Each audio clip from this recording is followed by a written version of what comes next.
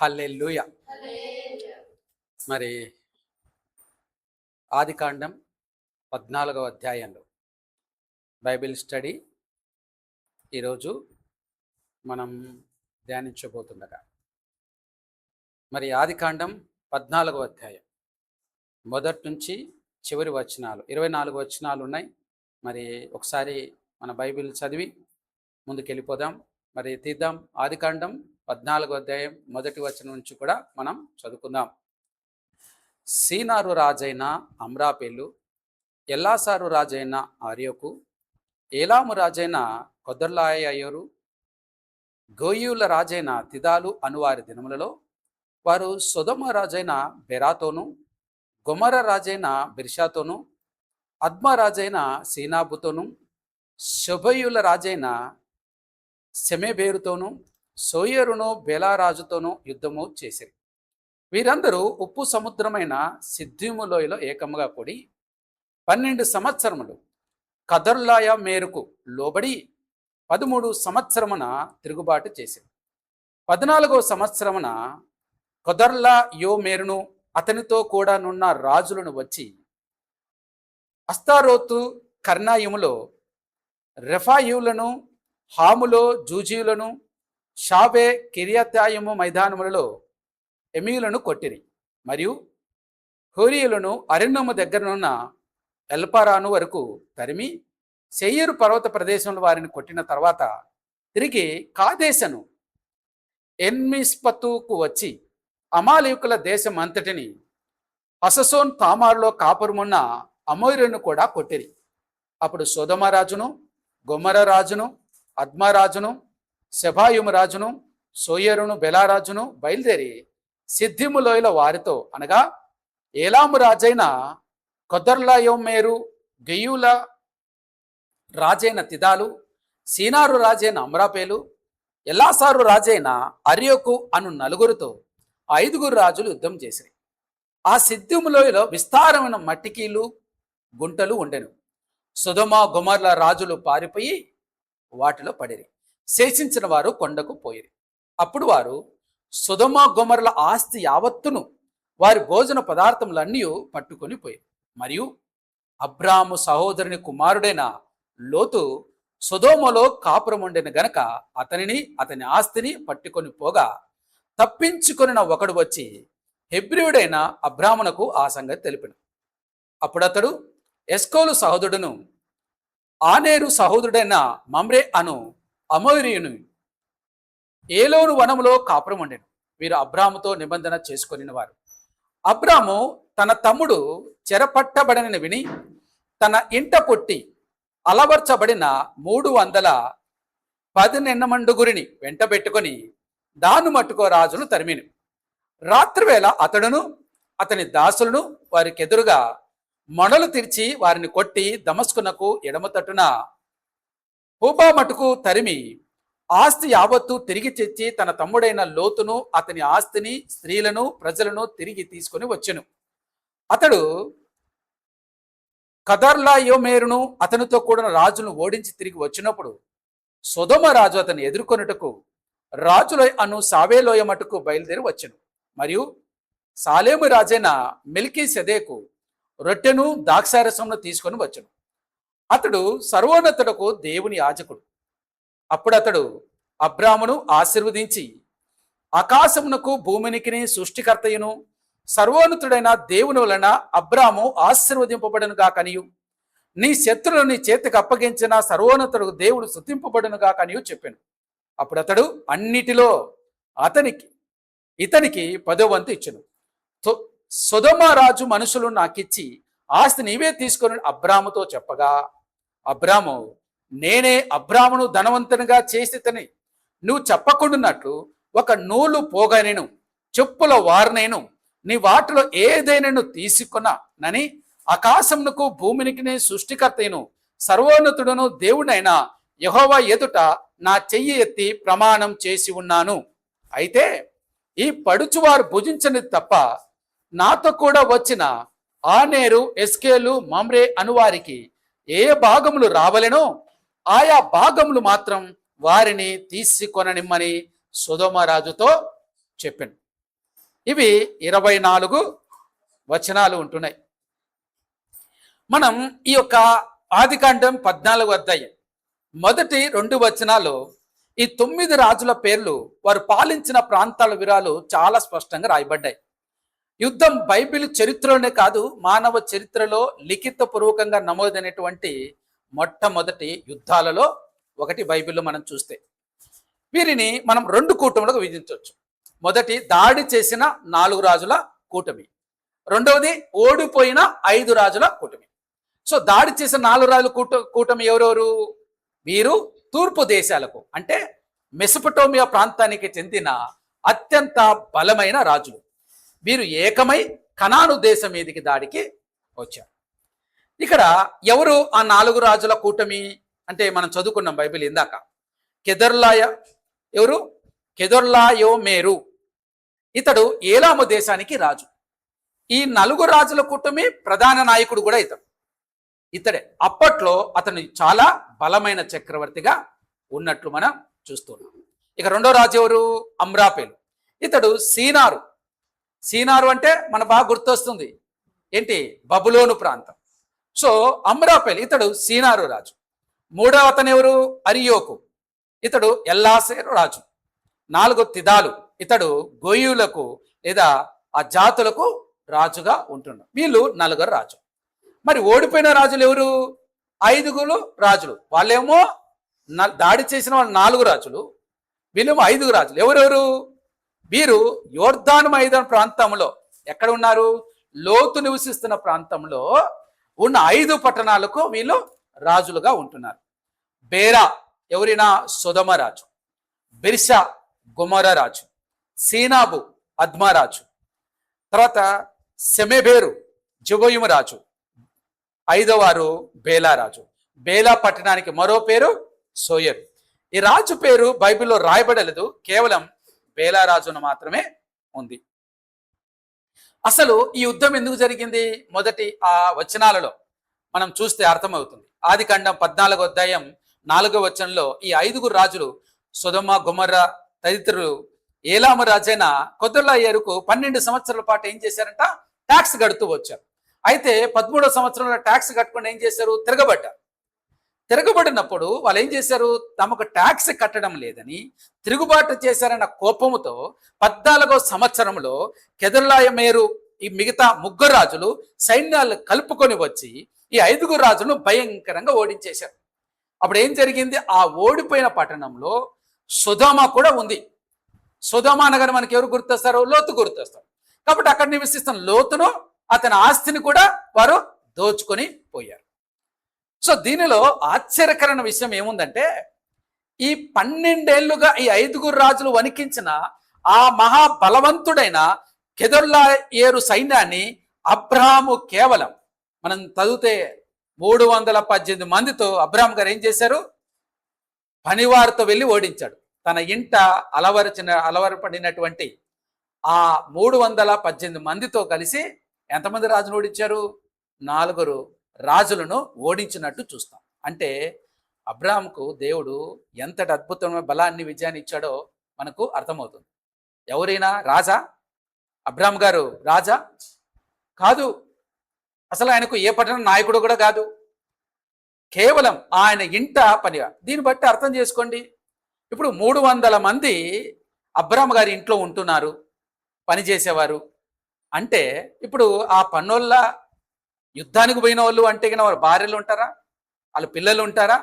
మొత్తం లెక్కేసుకుంటే దరిదాపు 1000 నుంచి 1500 మంది అవుతారు. మొత్తం అంతా లెక్కేసుకుంటే. అంటే ఈ 1000 నుంచి 1500 మందికి మరి అంత వీరు బలంగా తయారాలంటే మీరు అర్థం చేసుకోండి, ఎంత భోజనం తినాలి, ఎంతవరకు ఇవ్వాలి. అంటే ఇదంతా సమకూర్చుకోవడానికి అబ్రహాం గారికి ఇంకెంత రాబడి రావాలి, ఎంత వ్యాపారం చేయాలి. అంటే దీన్ని బట్టి ఏమర్థమవుతుంది? అబ్రహాం గారు మామూలు వ్యక్తి ఏం కాదు, ఆయన ధనవంతుడే. మరి అంత ధనమున్నవాడు అనుకుంటే ఒక మంచి గృహాన్ని తనకు కట్టుకోలేడా? మంచి భవనాన్ని కట్టుకోలేడా? రాజుల్లాగా 4 రాజులు ఓడించిన శక్తిమంతులుగా ఉన్నటువంటి అబ్రహాం గారు అనుకుంటే రాజభవనంలో ఉండలేడా? ఉండొచ్చు కదా. కానీ ఎక్కడ ఉంటున్నాడు? ఎందుకుంటున్నాడు? గుడారాలలో. ఎందుకు? ఇది ఈ భూమి మీద తాత్కాలికమైన జీవితమే, పర్మనెంట్ ప్లేసు పరలోకం ఉంది అన్న ఆలోచన కలిగి జీవిస్తూ ఉంటున్నాడు.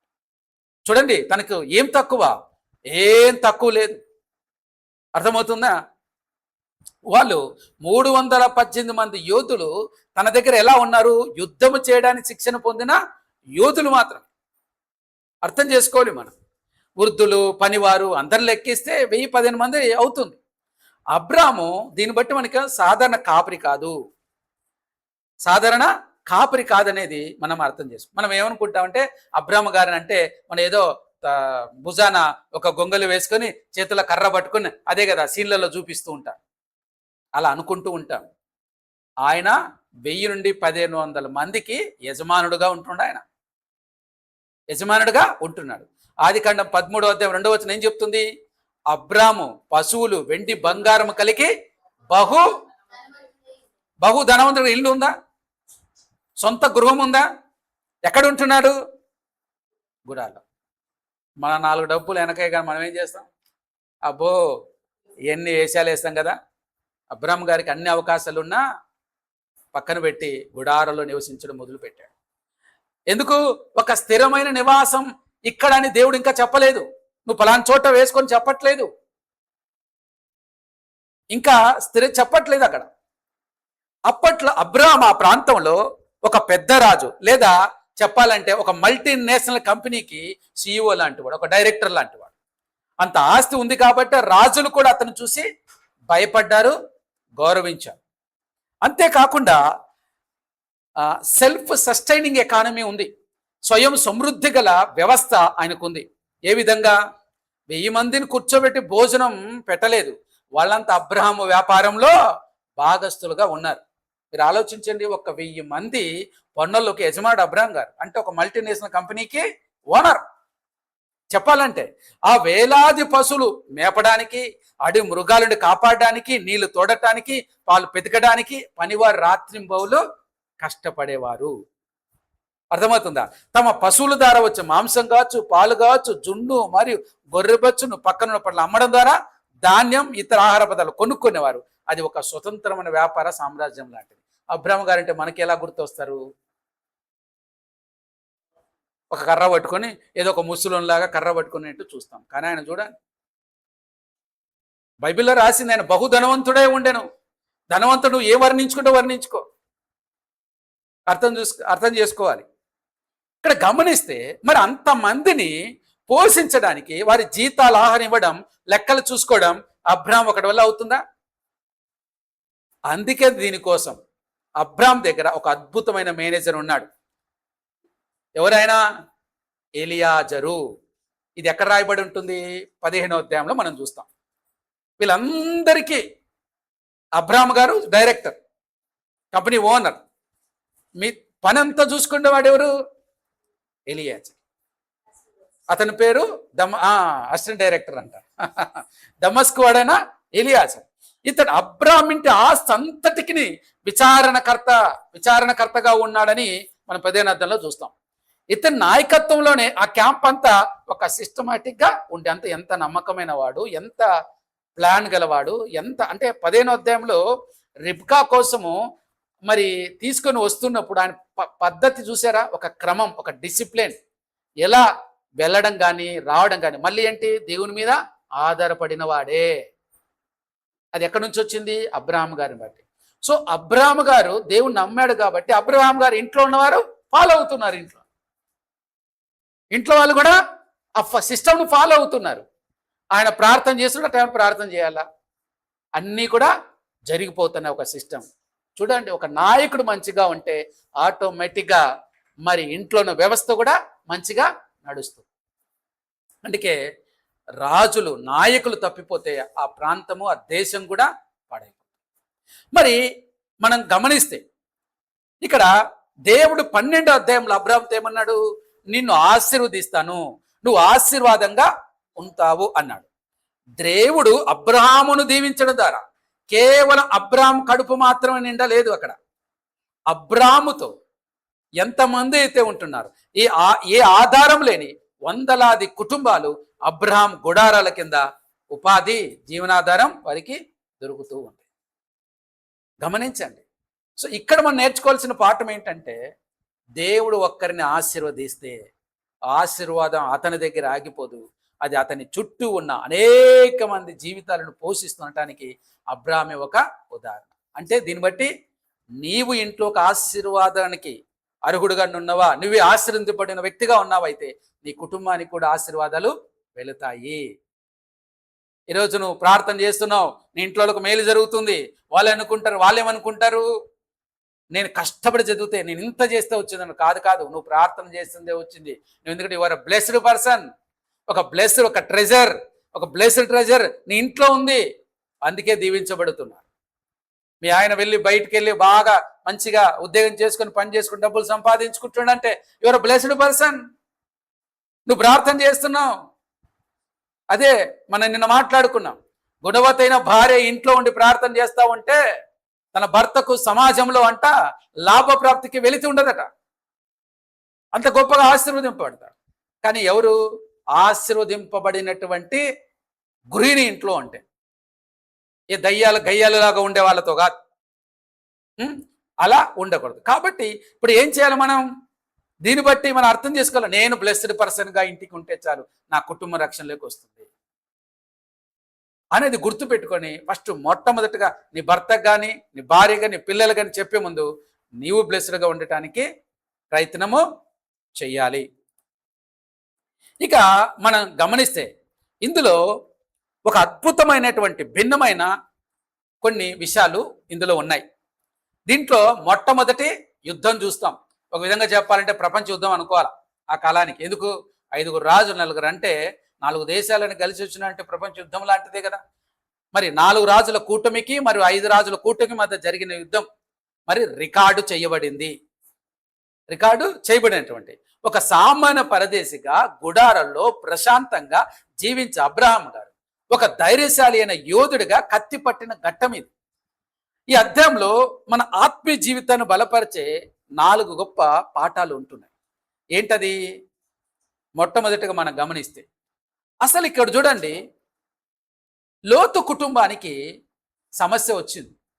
వాస్తవానికి ఆ యుద్ధం గురించి ఎందుకు రాయబడ్డది, ఎందుకు రాశారు బాగా జాగ్రత్తగా గమనించండి. లోతు దేని చూసిపోయాడు? బాగా పచ్చగా ఉంది, వ్యాపారం బాగా చేసుకోవచ్చు, ఇంకా డబ్బులు సంపాదించుకోవచ్చు, ఐగుప్తులో ఉన్నట్టు ఉండొచ్చు. నేను అసలు ఈయనకు కొంచెం కూడా ఐడియా లేదు మా అన్నగారికి, నేనైతే మంచిగా ఉంటానని సొదొమను చూసి వెళ్ళిపోయాడు. ముందే మాట్లాడుకున్నాం, కనిపిస్తుంది, అందం కనిపిస్తుంది, కానీ దాని లోపల చెడిపోయినటువంటి పరిస్థితిలో ఉంది. కొందరు కూడా మనుషులు ఎలా ఉంటారంటే బయటికి బాగా చూస్తే అబ్బా ఇలాంటి భక్తిపరుడు లేడే, అబ్బా ఇలాంటి నీతిమంతులు లేడనేట్టు ఉంటుంది, కానీ లోపల మాత్రం కుళ్ళిపోయినటువంటిది గుణం, చెడిపోయిన గుణంలా ఉంటారు. చూడండి 13వ అధ్యాయంలో లోతు కంటికి పచ్చగా కనిపించిందని సొదొమను ఎంచుకొని వెళ్ళిపోయాడు. ఇప్పుడు ఆ సొదొమ రాజులు యుద్ధంలో ఓడిపోయాడు. దేనైతే పచ్చగా ఉందని వెళ్ళాడో, బాగుందని వెళ్ళిపోయాడో అదేమైపోయింది, ఇప్పుడు యుద్ధంలో ఓడిపోయింది. శత్రులైన 4 రాజులు ఏం చేశారు? ఎక్కడైతే లోతు బాగుంటుందని పోయాడో మొత్తం అదంతా దోచుకొని అందులో లోతును ఆస్తిని బందీలుగా తీసుకొని పోయారు. చూడండి, దేవుని చిత్తాన్ని కాదని లోకం వైపు మీద వెళితే, లోకం మీద ఆశపడి వెళ్ళినటువంటి లోతు పరిస్థితి ఏమైంది? ఎంత ఇప్పుడు చెప్పాలంటే తన దగ్గర కూడా పనోళ్ళు ఉన్నారు కదా, ఇప్పుడు తనే ఒక బానిసగా వెళ్ళాల్సిన పరిస్థితి వచ్చింది. అంటే మనం అనుకుంటాం, అబ్బా నా దగ్గర ఆస్తి ఉంది, అన్నీ బాగున్నాయి, నేను హ్యాపీగా ఉంటాను, నాకేం కాదు అని అనుకుంటావు. కానీ గుర్తుపెట్టుకో, సమస్య ఏ వైపు నుంచి వస్తుందో నీకు తెలియదు. సమస్య ఏ వైపు నుంచి రావచ్చు. నువ్వు అన్నీ బాగున్నాయి, ఆ ప్రాంత రాజులు ఏమనట్లేదు, అన్నీ బాగానే ఉన్నాయి, కానీ ఏ దేశాన్ని అయితే నమ్ముకొని పోయావో ఆ దేశమేకే భద్రత లేదు. నువ్వు దేన్ని నమ్ముకొని పోతున్నావు? నువ్వు అనుకుంటావు ఫలానా వ్యక్తి మంచిగా, ఆ వ్యక్తితో ఉంటే బాగుంటాను, గుర్తుపెట్టుకో ఆ వ్యక్తికే భద్రత లేదు, నీకెక్కడి నుంచి వస్తుంది భద్రత? కాబట్టి దేవుని చిత్తాన్ని కాదని లోకం మీద ఆశపడ్డాడు. ఇప్పుడు ఆ లోకం ఏమైపోయింది? భయంకర శాపంలోకి, భయంకరమైన దాసత్వంలో వెళ్ళిపోయింది. లోకంతో స్నేహం చేస్తే లోకానికి వచ్చే శ్రమలు, శిక్షలు, బంధకాలు మనకు కూడా చుట్టుముట్టుతాయి. లోతు ఎంచుకున్న పచ్చిక బయలు ఏమైపోయినా ఏవి కూడా అతన్ని కాపాడలేకపోయాడు. పచ్చిక బయలు బాగున్నాయి అబ్బా అనుకున్నాడు, కానీ ఏమైనా కాపాడాయా? కాపాడలేదు. కానీ కంటికి కనిపిస్తే అద్భుతంగా ఉంది, కానీ లోపలికి వెళ్తే కానీ మేడిపండు చూడ మేలిమై ఉండు, పొట్ట వీపు చూడ. ఒక సామెత ఉంటుంది, ఒక సామెత అంటారు, ఏమంటారు, ఒక పద్యంలా ఉంటుంది. చూడ్డానికేమో మంచిగా కలర్ఫుల్గా ఉంటుంది, విప్పదీస్తే లోపల. అలాగే సుధమ ఎలా ఉందంట, చూడ్డానికి అందంగా మంచిగా ఎర్రగా బా సూపర్ ఉందర పండు అన్నట్టు ఉందంట. కానీ లోపల అడుగు పెడితే కానీ లోతు గారికి తెలియలే. కానీ లోతు గారి పరిస్థితి ఎలా ఉంది? అబ్బో, చాలా గొప్పగా ఉన్నట్టుంది ఆయన పరిస్థితి. గమనించండి, అబ్రాహాం గారిని దేవుడు ఎందుకు ఎన్నుకున్నాడు అనేది మనకు బాగా అర్థమవుతుంది.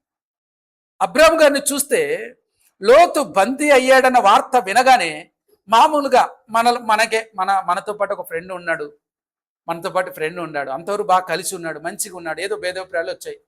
భేదోభిప్రాయాలు రాగానే ఇప్పుడు నేను అన్నా నీతో పాటు ఉండలేను, పక్కకి వెళ్ళిపోతానంటే సరే పో పో అంటాం. వెళ్ళిపోయిన తర్వాత ఏదో సమస్యలు ఇరుక్కున్నాడు అనుకో, మనం ఏం చేస్తాం? వాడి కర్మ, నాతో ఉంటే బాగుండే, వాడి కర్మ పోయాడు, పోనీ మనకి చెప్పిన మాట ఇంతే కదా, పోనీ నాకెందుకు పని పట్టించుకొని అంట. అవునా? ఎందుకు వినకుండా ఆస్తి కోసం నాతో గొడవ పడ్డాడు, ఏదో పెద్ద సంపాదిద్దాను వెళ్ళాడు. అనుభవించని లోతుగాడికి మంచిగా అయింది అనుకోవాలనా? అబ్రాహాం గారు వాళ్ళు అనుకోలేదు. తన ఇంట్లో పుట్టి పెరిగిన 300 మంది పనివారికి ఆయుధాలు ఇచ్చి 4 దేశాల సైన్యాలు వెంటాడి రాత్రిపూట వారిని ఓడించి లోతును మరి ఆస్తిని అంతని విడిపించుకుని వచ్చాడు. ఎవరు? ఒక సామాన్య కాపరి. ఎక్కడి నుంచి వచ్చింది బలం? దేవుని కాదని వెళ్ళినటువంటి లోతు కూడా అదే ఆస్తి ఉంది. వాళ్ళిద్దరి మధ్య గొడవలు వచ్చే కదా వెళ్ళారు, వీళ్ళ పనివారికి.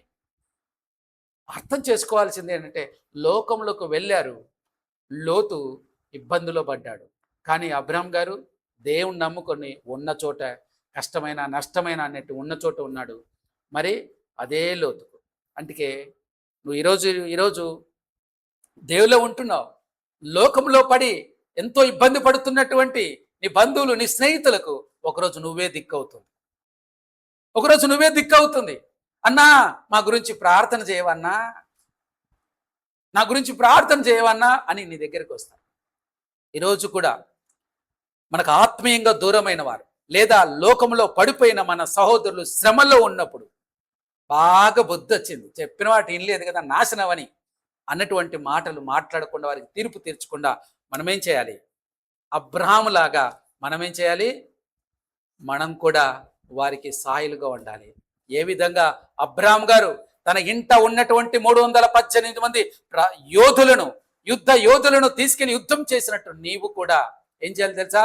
నీ యొక్క బంధువుల కొరకు కావచ్చు, నీకు తెలిసిన వారి గురించి కావచ్చు, నువ్వేం చేయాలి సార్?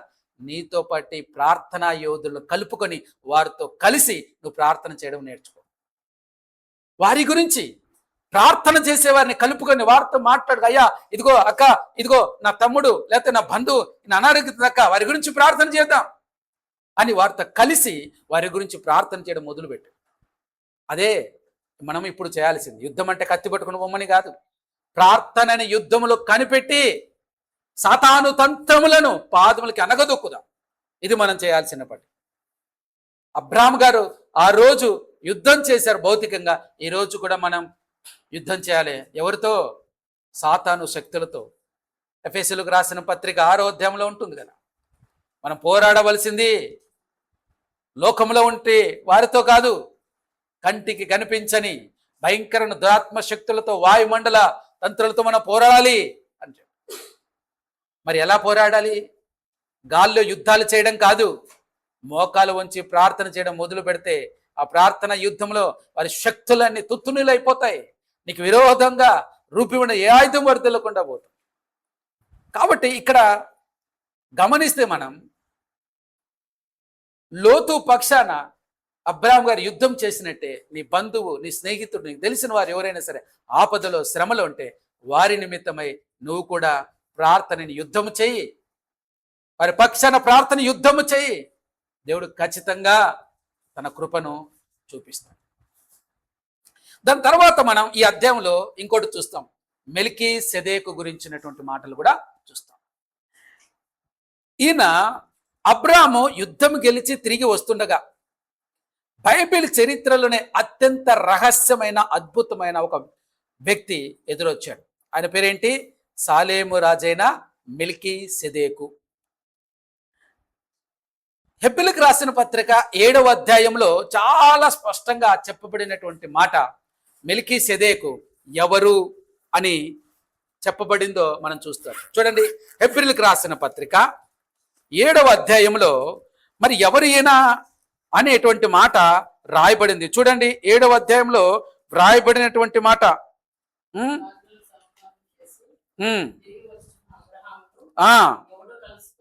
ఎవడు కలుసుకొని అతని ఎవరిని? అబ్రహామును ఆశీర్వదించునో, ఎవరికి? అబ్రహాము అన్నిటిలోనూ 10వ వంతు ఇచ్చెనో ఆ సాలేము రాజును మహోన్నతుడకు దేవుని యాజకునైన మెల్కీ సెదేకు నిరంతరము ఎలా ఉన్నాడంట? యాజకుడై ఉన్నాడు. అతని పేరుకు మొదట నీతికి రాజనియు, తర్వాత సమాధానపు రాజనియు అర్థమిచ్చినట్టి సాలేము రాజని అర్థం. అంటే ఇక్కడ గమనించండి, ఈయన ఎవరిని పోలి ఉన్నాడు అనేటువంటిది చూస్తే యేసుక్రీస్తు ప్రభువుకు ఒక నీడలాగా ఉంటున్నాడు అని హెబ్రీయులకు రాసిన పత్రిక 7వ అధ్యాయం స్పష్టంగా చెప్తుంది. అతని పేరేంటి? మెల్కీ సెదేకు, అంటే నీతికి రాజు. సాలేము తర్వాతి కాలంలో అదే ఏమైపోయింది? ఎరుషలేము. ఎరుషలేము, షాలేము అంటే సమాధానము. కాబట్టి అతడు సమాధానమునకు రాజు. ఈయన నీతికి రాజు, సమాధానంకు రాజు. యేసుక్రీస్తు ప్రభు కూడా ఈ 2 లక్షణము కలిగినటువంటి వాడే. ఇక 2 చూస్తే ఏమిచ్చాడంట? రొట్టె, ద్రాక్షారసం.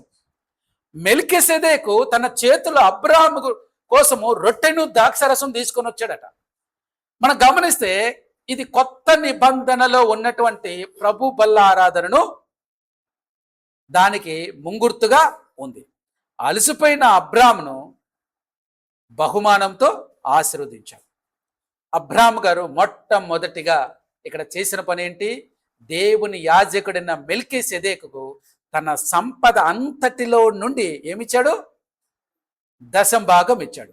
అంటే మోసే ధర్మశాస్త్రం రాకముందే చెప్పారా అబ్రాహాము గారు? ఎవరు చెప్పారు 10వ భాగం ఇవ్వమని? అబ్రాహాము గారికి ఎవరు చెప్పారు 10వ భాగం ఇవ్వమని?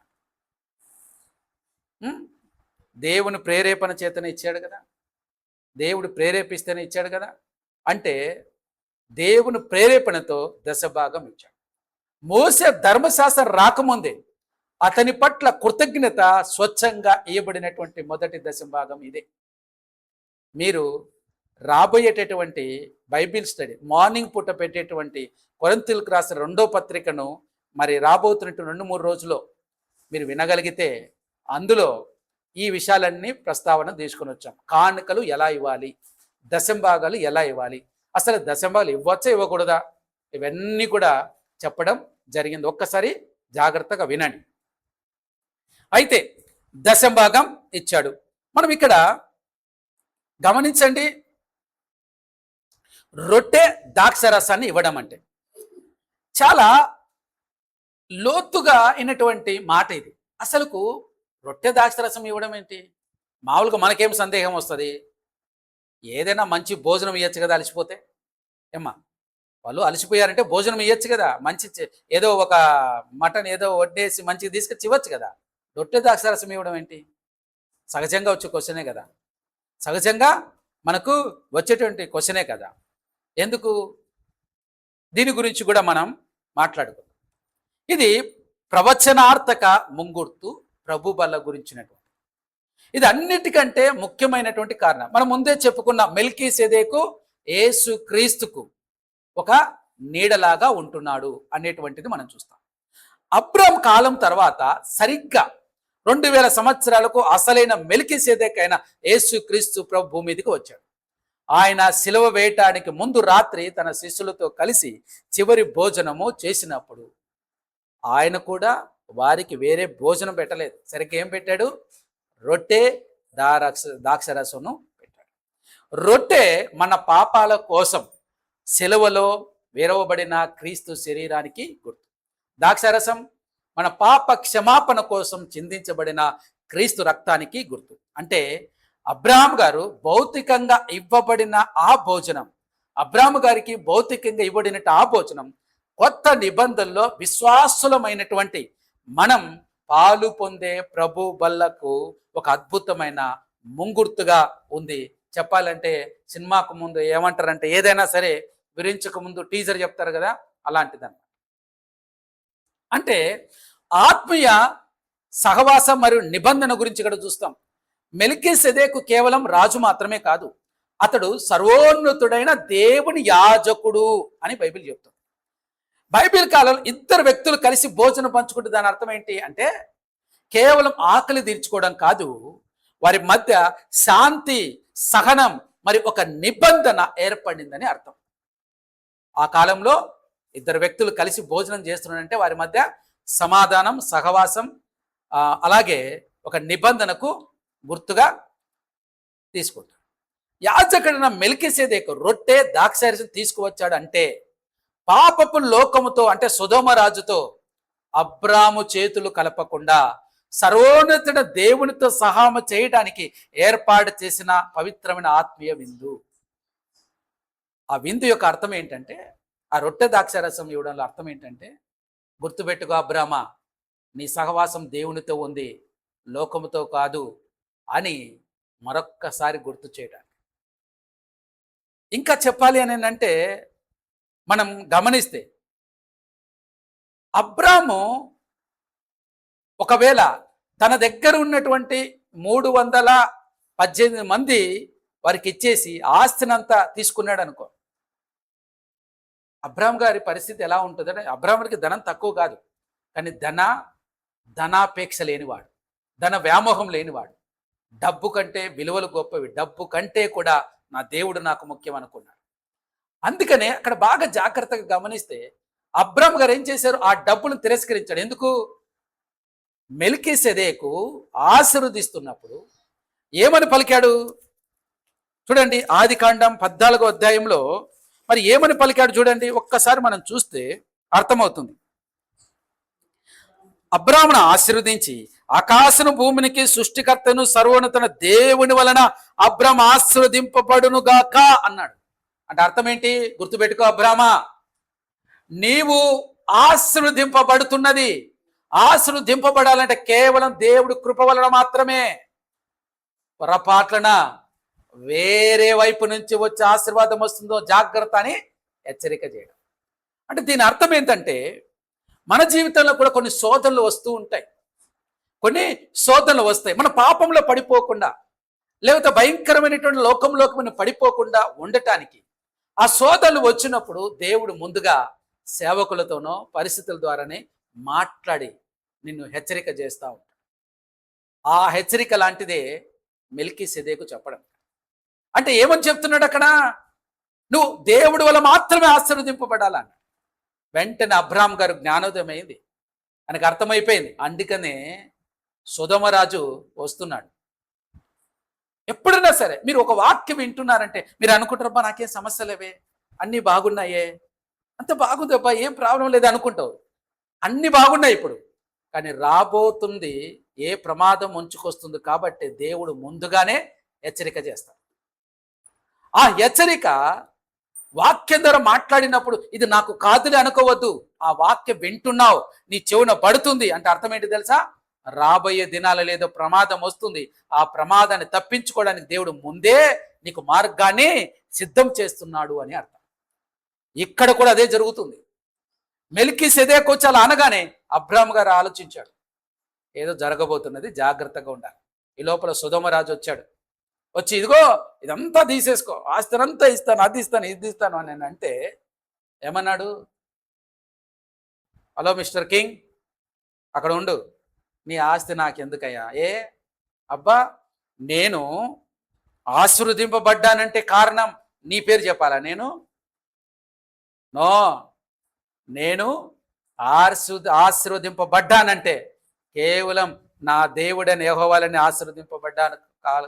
ఆశీర్వదింపబడాలి తప్ప ఇంకేది అక్కర్లేదు నాకు అన్నాడు. ఇంకేది అక్కర్లేదు నాకు, దేవుడు ఆశీర్వదించాలన్నా అన్నాడు. మన జీవితాల్లో కూడా దేవుడు కొన్ని పరిస్థితులు అనుమతిస్తుంటాడు, కొన్ని ఇబ్బందులు అనుమతిస్తుంటాడు. ఎందుకు అనుమతిస్తుంటాడు? ఎందుకు ఇలాంటి అనుమతిస్తూ ఉంటాడు అని అంటే నిన్ను పరీక్షించడానికి. నువ్వు ఎటువైపు ఉంటున్నావు? దేవుని వాక్యం వైపు ఉంటావా, నీ సొంత ఆలోచనలతో వెళ్తావా అని పరీక్షిస్తూ ఉంటాడు. దేవుడికి అన్నీ తెలుసు. దేవుడిని హృదయాన్ని పరీక్షిస్తూ ఉంటాడు ప్రతి చిన్న విషయం. అది గుర్తుపెట్టుకోవాలి. ఇక్కడ అబ్రాహాము గారు కూడా పరీక్ష వచ్చింది. అబ్రాహాము గారు పరీక్ష వచ్చినప్పటికీ కూడా ఆ పరీక్షలో ఆయన విజయవంతంగా పాస్ అయిపోయాడు. గుర్తుపెట్టుకో, పాస్ చేయించింది ఎవరు? ఎందుకు? మెల్కీసెదెకును ముందే పంపించి హెచ్చరిక చేశాడు. సో సమస్య వచ్చినప్పటికీ కూడా ఈజీగా పాస్ అయిపోయాడు అబ్రాహాము గారు అక్కడ. కాబట్టి మనం గుర్తుపెట్టుకోవాలి, మన జీవితంలో కూడా ఇలాంటివి వచ్చినప్పుడు అన్యాయంగా అక్రమంగా డబ్బులు వస్తూ ఉంటాయి. అవి వచ్చినప్పుడు దేవుడు నన్ను చూస్తాడు. చూద్దాం, ఇప్పుడు డబ్బులు అవసరం ఈ క్యాండిడేట్కు, ఇప్పుడు డబ్బులు అవసరం కాబట్టి న్యాయంగా వెళ్తాడా అన్యాయంగా వెళ్తాడా అని పరీక్షించడానికి దేవుడు అనుమతిస్తుంటాడు. కొందరు వ్యక్తులు వస్తుంటారు, కొన్ని పరిస్థితులు వస్తుంటాయి. వచ్చినప్పుడు మనం మనకున్న సమస్యను బట్టి తప్పుదారిలో వెళతామా, లేకపోతే మనకున్న సమస్య రాని నో ప్రాబ్లం, నా సమస్య నుంచి దేవుడు బయటికి తీసుకొని వస్తాడని చెప్పి దేవుని వైపు ఉంటాం. ఇలాంటి పరీక్షలు చాలా వస్తుంటాయి, మనం జాగ్రత్తగా ఉండాలి అన్నమాట.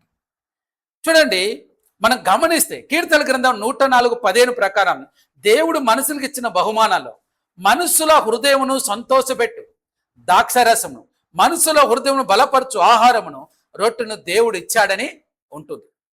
అబ్రాహాము రాజు కాదు, అతనికి పెద్ద సైన్యం లేదు. అయినా సరే తన ఇంట్లో ఉన్న కొద్ది మందితో పెద్ద యుద్ధం చేసి శారీరకంగా మానసికంగా తీవ్రమైన అలసటలో ఉన్నప్పుడు ఆ సమయంలో అబ్రాహాముకు తక్షణ భౌతిక బలాన్ని అంటే రొట్టె, హృదయానికి సంతోషాన్ని అంటే ఉల్లాసాన్ని ఇచ్చే ద్రాక్షారసం ఇవ్వడానికి మెల్కీసెదెకు వాటిని తీసుకొని వచ్చాడు. అంటే దీని అర్థం ఏంటి? ద్రాక్షారసాన్ని తీసుకొని రావడం అని అంటే రాబోయే దినాలలో దేవుడు చేసేటటువంటి ఒక గొప్ప రక్షణ ప్రణాళికను ముందే ఇక్కడ ఒక సూచనగా దేవుడు బయలుపరుస్తూ ఉంటున్నాడు. దేవుడు అబ్రాహాము గారికి ప్రతి ఒక్క విషయాన్ని నేర్పిస్తూ వస్తూ ఉంటున్నాడు. గమనించండి, సొదొమ రాజు ఇచ్చిన ఆఫర్ను తిరస్కరించాడు కదా. అంటే ఇక్కడ గమనిస్తే సొదొమ రాజు ఏమనిచ్చాడు? మనుషులను నాకు ఇచ్చే ఆస్తినంతా నువ్వే తీసుకో అన్నాడు. కానీ అబ్రాహాము దానికి ఏమాత్రం లొంగకుండా గతంలో ఏం చేశాడు? ఐగుప్తులో రాజీ పడి ఫరో ఇచ్చిన ఆస్తిని తీసుకొని ఎంత నష్టపోయాడో అబ్రాహాముకు గుర్తొచ్చింది. అందుకనే మన జీవితంలో జరిగిన నష్టాలను మర్చిపోకుండా, ఆ శ్రమలను మర్చిపోకుండా జ్ఞాపకం పెట్టుకొని రాబోయే దినాలలో అలాంటి పొరపాట్లు చేయకుండా జాగ్రత్త పడటానికి మనం ఎప్పుడూ సిద్ధంగా ఉండాలి. ఇక్కడ చూడండి, అబ్రాహాము గారు కరాఖండిగా నేసాడు. ఎందుకు? ఐగుప్తులో నేర్చుకున్న పాఠం. ఏమని చెప్పాడు? అబ్రాహామును ధనవంతునిగా చేసితేనే నువ్వు అనకుండున్నట్లు నీ సొత్తుల ఒక దారపు పోగైనను చెప్పుల వారైనను నేను తీసుకొని పొరపాటున కూడా అనేసాడు. అంటే దీన్ని బట్టి అబ్రాహాము గారిలో ఎంత ఆత్మీయంగా వృద్ధి కలిగింది. మొట్టమొదటిగా గమనిస్తే మరి శారమ్మను తీసుకుని పోయారు. ఫరో తన రాజ్యంలో పెట్టుకున్నప్పుడు పెట్టుకోకముందు ఏం చేశాడు? ఐగుప్తులో ఆ మనుషులు భయపడి అబద్ధం చెప్పాడు. దేవుడు పాఠం నేర్పించాడు. నువ్వు అబద్ధం చెప్పావు, నువ్వు కాపాడడానికి ప్రయత్నించావు, కానీ కాపాడాల్సింది నేను లేకుండా నువ్వేం చేయ, నీ సొంత ప్రయత్నాలన్నీ వ్యర్థమే అని చెప్పాడు. అలాగే నేర్పించాడు. అబ్రాహాం గారు నేర్చుకున్నారు. ఓకే, తప్పు చేశాను, కానీ దేవుడు కృపగలవాడు, సహాయం చేస్తాడు. నేర్పించాడు, ఒక పాఠం నేర్చుకున్నాడు. ఆస్తి అంతా వచ్చింది, కానీ ఆస్తి కంటే చాలా నష్టపోయాడు, ఇబ్బంది పడ్డాడు. ఎందుకు? ఆస్తి పెరిగింది, లోతు దూరం అయిపోయాడు. సహోదరులు కలిసి ఉండలేకపోయారు, ఒక చోట ఉండలేకని పరిస్థితి వచ్చేసి. గమనించండి, ఇక్కడ గుర్తుపెట్టుకోవాల్సింది, ఆ ఆస్తే లోతును ఏం చేసిందంటే వేరే దారి పట్టించేసి. ఎందుకు? ఐగుప్తులో ఉన్న ఆ యొక్క సుఖం, ఐగుప్తులో ఉన్నటువంటి ఆ యొక్క వ్యాపారాలు అన్నీ కూడా లోతును బాగా ఆకర్షించాయి.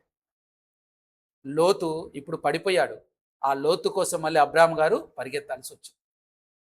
ఎన్నో పాఠాలు మీరు ఆలోచించుకుంటూ పోతే గిన మనకున్న సమయాన్ని, కొద్ది సమయాన్ని బట్టి చెప్పలేకపోతున్నాం, కానీ చాలా లోతైన పాఠాలు. మరి అబ్రహాం గారు ప్రతి పరిస్థితిని బట్టి నేర్చుకుంటున్నాడు. అందుకనే లోతు వచ్చి, అన్నా మరి చెప్పాడు, బాబాయ్ నేను వెళ్ళిపోతానంటే, నో ప్రాబ్లం, నువ్వు చూసుకొని విడిపోదాం అన్నారు. హ్యాపీగా మొదటి అవకాశం ఇచ్చాడు. ఎందుకు? నా దేవుడు చూసుకుంటాడు అన్నాడు. ఇక్కడ 318 మందితో వెళితే యుద్ధంలో గెలిచొచ్చాడు. అది ఎవరి బలం? దేవుడు తనతో ఉన్నాడు. లేకపోతే 300 మంది మనుషులతో వెళ్ళి నలుగురు రాజులను గెలిచి రావడం ఏంటి? ఎవరిచ్చిన బలం? దేవుడిచ్చిన బలం. ఇక్కడ ఆ బలముతోనే మనం రాజుల గ్రంథాలలో, దినవృత్తాంత గ్రంథాలలో చూస్తే కొన్ని లక్షల మంది ప్రజలు సైన్యం వేసుకుని యెహోషాపాతు మీదకి వచ్చారు. 10,000 మంది, 10,000 మంది అన్నాడు. 1,00,000 మంది, 10 లక్షల మంది, ఇంతమంది వచ్చిన యెహోషాపాతు దగ్గర సైన్యం అంత లేదు. కానీ ఏం చేశారు? స్తుతి చేసుకుంటూ వెళ్ళారు. ఏమైపోయింది? శత్రులు ఒకరినొకరు చంపుకున్నారు. అంటే నీ దగ్గర శక్తి లేకపోవచ్చు, నీ దగ్గర బలం లేకపోవచ్చు, కానీ దేవుడు అంటున్నాడు, శక్తి చేత కాదనెను, బలముతో నిది కాదనెను, శక్తి చేత కాదనెను, బలముతో నిది కాదనెను, నా ఆత్మ ద్వారా దీన్ని చేతునని యెహోవా సెలవిచ్చెను. నా ఆత్మ కార్యములివి, నా ఆత్మ బలం. నీ పక్షాన యుద్ధము చేయటానికి దేవుడు ఎప్పుడు తోడుగా ఉంటాడు. ఈరోజు కూడా ప్రభు చెప్తున్నమాట, నీ దగ్గర ఎంతమంది సైన్యం ఉన్నారు, నీ దగ్గర అదిలే బాధపడదు. నీ దగ్గర అన్నిటికంటే బలమైనటువంటి, అన్నిటికంటే మించినటువంటి దేవుని కృప, దేవుని బలం నీతో. దేవుడు అంటున్నాడు, భయపడద్దు, నీ పక్షాన నేను యుద్ధము చేస్తాను, మీ పక్షాన నేను యుద్ధం చేస్తున్నాను, మీరు భయపడవద్దు అని దేవుడు అంటుంటున్నాడు. నిర్గమాకాండం 14 రాయబడి అన్నమాట, యెహోవా మీ పక్షంన యుద్ధము చేయును, మీరు ఊరకయ్యే ఉండవలేను అంటాడు. ఊరక ఉండమంటే మీరు ప్రార్థన చేయండి అని అర్థం. మనం ఏం చేయాలంట? ప్రార్థన చేయాలి. ప్రార్థన యుద్ధం మనం చేస్తే ఆయన మన పక్షాన యుద్ధం చేస్తాడు. గుర్తుపెట్టుకోండి, ఇవన్నీ కూడా మనం నేర్చుకోవాల్సినటువంటి పాఠాలు. కాబట్టి అబ్రాహాం గారిలో రోజు రోజుకు పరిపక్వత వస్తూ ఉంది, ఆత్మీయంగా వృద్ధి పొందుతూ ఉంటున్నాడు. ఆఖరికి ఇప్పుడు ఏమంటున్నాడు? నీ ఆస్తి వద్దు, నీ డబ్బులు దేమొద్దు నాకు, నీ వల్ల నేను దీవించబడాలన్నాను. లేదు, నా దేవుడు నా దేవుని చేత మాత్రమే నేను దీవించబడాలి, నాకెవరు ఆశీర్వాదం అక్కర్లేదన్నాడు. అదే మనకు ఎవడన్నా సరే, ఒక ₹1,00,000 డబ్బులు ఇస్తున్నాం, ₹1,00,000 ఎందుకులే, ఓ 10,000 పోనీ, అది కూడా వద్దులే, ₹1,000 ఇస్తున్నాడు అనుకో, ఎన్ని అబద్ధాలు ఆడమంటే ఆడతామో, ఎన్ని అబద్ధాలు, ఎన్ని మోసాలు చేయడానికైనా ఒక్క మాట, ఏం లేదు, ఒక 2,000 డబ్బులు జోలో పెట్టుకో, ఇదో ఆయన వస్తాడు, వచ్చినప్పుడు ఈ మాట చెప్పే అనగానే 2,000 అంటే పోనీ 3,000 ఇస్తానంటే జోలో పెట్టుకోరా చెప్పేస్తారని అనకూడని అబద్ధాలు, మోసాలు అన్నీ చేస్తాడు. దేవుడు ఈరోజు అంటున్నాడు, అబ్రాహాం గారు డబ్బును చూడు, ఒకటి తన బంగ్లాలు కట్టుకోవాలని చూడలేదు, గుడారంలోనే ఉన్నాడు, ఆస్తిపరుడే. రెండవదిగా డబ్బు మీద వ్యామోహం లేదు. ఒక్కొక్క ఒక్కొక్క క్యారెక్టర్ అబ్రాహాం గారిలో బిల్డ్ అవుతా ఉంది. ధనము కంటే దేవుడు ముఖ్యం, లోకములో భవనాల కంటే కూడా పరలోకమందు ఒక గృహం ఉంది నాకు, ఇదే ఆలోచనతో ఉన్నాడు. మరి ఈరోజు నువ్వు ఆలోచనతో ఉన్నావు? ఎలాంటి ఆలోచన కలిగి ఉన్నావు? అబ్రాహాము గారిలాగా దేవుని మీద ఆధారపడి ఉంటావా, లేక లోతులాగా సొదొమ లాంటి ప్రాంతాలకు లోక వైపు చూస్తూ శాపాలను కష్టాలను కొని తెచ్చుకుంటావా? అబ్రాహాము గారు లోకములో పడిపోయినటువంటి లోతును కాపాడినట్టే ఈరోజు లోకములో అనేక మంది పడిపోతున్నారు. పక్కనున్నవారు విశ్వాసులే పడిపోతున్నారు. నీతో అప్పటి వరకు భక్తిలో విశ్వాసం నడిచిన వారే పడిపోతుంటే నువ్వు మౌనంగా చూస్తూ ఊరుకుండొద్దు. ప్రార్థన చెయ్యి వారి నిమిత్తమై, ప్రార్థన యుద్ధం చేయ వారి గురించి. దేవుడు అంటున్నాడు, నిన్నే కాదు నీ కుటుంబాన్ని కూడా దీవిస్తానంట. అబ్రాహాం గారు ఒక్కరు నిలబడ్డారు, తనతో పాటు 318 మంది నిలబడ్డారు. ఎంత గొప్ప విజయం పొందుకున్నాడు. ఈరోజు నీ ఇంట్లో కూడా సమస్య ఉందా, కష్టం ఉందా, మోకాలు వంచి ప్రార్థన చేయి, ప్రార్థన యుద్ధము చేయి. దేవుడే కృప చూపించి నడిపిస్తాడు, జ్ఞానం ఇస్తాడు. ఏ రీతిగా అయితే నువ్వు ఎలా వెళ్ళాలి, ఏ విధంగా నడవాలి అనేటువంటిది దేవుని ప్రణాళికలు, దేవుని ఉద్దేశాలు బయలుపరుస్తూ మంచి ప్లానింగ్ ఇచ్చి నేను నడిపిస్తాడు. దేవుడే ఇస్తాడు, నీకు ఆలోచన చెప్పేదని అంటున్నాడు దేవుడు. సో పరిశుద్ధాత్మ దేవుని ద్వారా ఆలోచన, వాక్యం ద్వారా మనతో మాట్లాడుతూ ఆలోచన చెప్పి మంచి మార్పులు నడిపిస్తున్నాడు. సాతాను నిన్ను భయంకరమైన శ్రమలలో, ఆ కష్టాలలో తీసుకెళ్లి పెట్టాలని ముందు అంత కనిపించేస్తుంది, అంత ఈజీలా కనిపించేస్తుంది అని సాతాను అలాగ భ్రమపరుస్తూ ఉంటాడు. అని దేవుడు అంటున్నాడు, జాగ్రత్త జాగ్రత్త. అలాంటి భయంకర ప్రమాదాలకు వెళ్ళకముందే అబ్రామా నువ్వు ధన వ్యామోహం పడిపోయి లోకంలో పడిపోవద్దు అని చెప్పడానికి మెల్కీసెదెకును పంపించినట్టు ఈరోజు దేవుడు తన వాక్యం ద్వారా మాట్లాడుతున్నాడు. జనాంగమా, నా ప్రియ దేవుని బిడ్డలారా, జాగ్రత్త, లోకంలో పడిపోతారు, జాగ్రత్త. సాతాను నయవంచక మాటలు వినద్దు, సమస్యలో పడిపోతారు. జ్ఞానం కలిగి నడుచుకుని దేవుడు మాట్లాడుతాడు. కాబట్టి ఈరోజు ఈ యొక్క 14వ అధ్యాయం ద్వారా దేవుడు మనతో మాట్లాడినటువంటి విషయాలన్నీ ఒక్కసారి జ్ఞాపకం చేసుకో. మన సహోదరుడు పడిపోయి ఉన్నాడా, అతని నిమిత్తమే మనం ప్రార్థన చేద్దాం. అంతేగాని అన్యాయం చేశాడు, అక్రమం చేశాడు, నాశనం అవ్వాడు అని కోరుకోవాలి. ప్రార్థన చేయడం నీ పని, ప్రార్థన చేయాల్సిందే, శత్రు నిమిత్తమైన ప్రార్థన చేయాల్సిందే.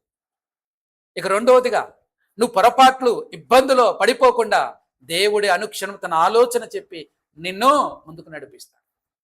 ఇదిగో నాకు మొరపెట్టు, నాకు చెప్పు, నన్ను అడుగు, నీకు గూఢమైన సంగతులు నేర్పిస్తానని ప్రభు అంటున్నాడు. అడుగు దేవుడు, ప్రభా నేను ఎలా ముందు అడుగు వేయాలి, ఎలా చేయాలంటే దేవుడే తన దూతల ద్వారా, తన వాక్యం ద్వారా, లేకపోతే ఏ విధంగానైనా సరే నీ దగ్గరకు వచ్చి నీ ఆలోచనలన్నీ సరిచేసి ముందుకు నడిపిస్తాడు. కాబట్టి నీ ఆలోచన అంతా దేవుని మీద పెట్టు, దేవుడే సరైన మార్గంలో నిన్ను నడిపిస్తాడు. దేవుడు ఈ కొద్ది వాక్యమును దీవించి ఆశీర్వదించునుగాక.